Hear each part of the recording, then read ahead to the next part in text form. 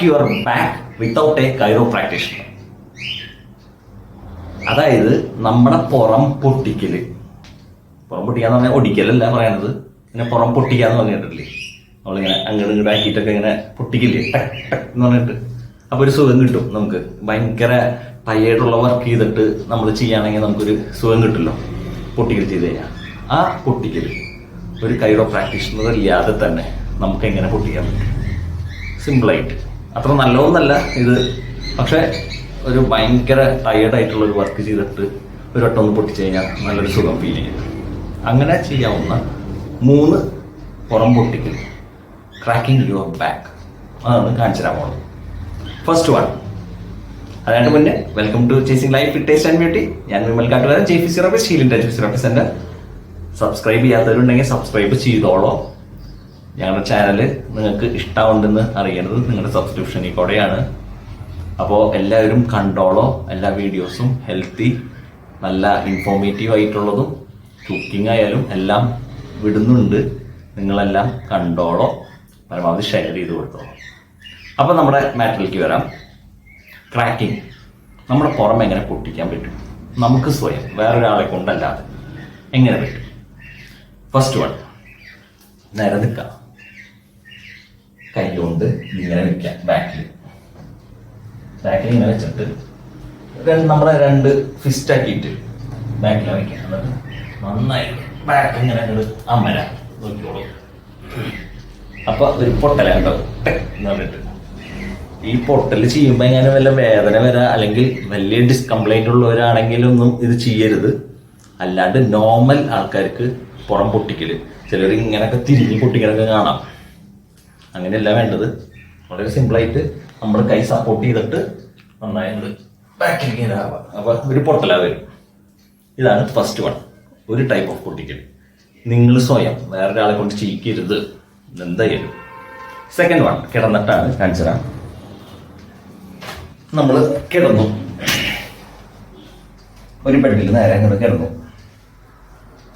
ചെയ്യേണ്ടത്, കാല് നേരെ വെച്ചു, ഇപ്പുറത്തെ കാല് ഒന്ന് വളച്ചു വെച്ചു, സൈഡിലേക്ക്, സൈഡ് വേസ് കിടക്കുന്നു.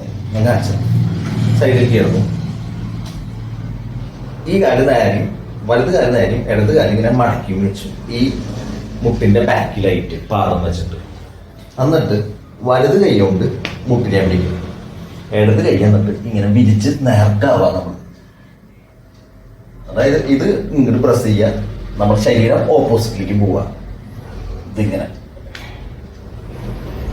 മനസ്സിലായി? ഇതിങ്ങനെ, ഇതന്നെ ഓപ്പോസിറ്റിൽ കാണിച്ചു തരാം. നേരെ വെച്ചു, ഇടത് കാല് വലത് കാല് മുട്ടിന്റെ ബാക്കിലായിട്ട് വെച്ചു, ഇടത് കൈ കൊണ്ട് മുട്ടിനെ പിടിച്ചു, വലത് കൈ കൊണ്ട് ഇത് ടേൺ ചെയ്ത് നേർക്കാക്കണം. ഇപ്പൊ ഓട്ടോമാറ്റിക്കലി നമ്മുടെ ഈ ഭാഗത്തൊരു പൊട്ടലുണ്ടാവും, ടേൺ ആവും. അങ്ങനെ സ്ട്രെച്ച് ചെയ്തെടുക്കുക. ഇതാണ് സെക്കൻഡ് വൺ, നമ്മുടെ പുറം പൊട്ടിക്കൽ. തേർഡ് വൺ, ഇങ്ങനെ ഇരിക്കുന്നു, നേരെ ഇരുന്നിട്ട് ഒരു കാല് നീട്ടി വെച്ചു, മറ്റേ കാല് മടക്കി ഇപ്പുറത്തേക്ക് വെച്ചു.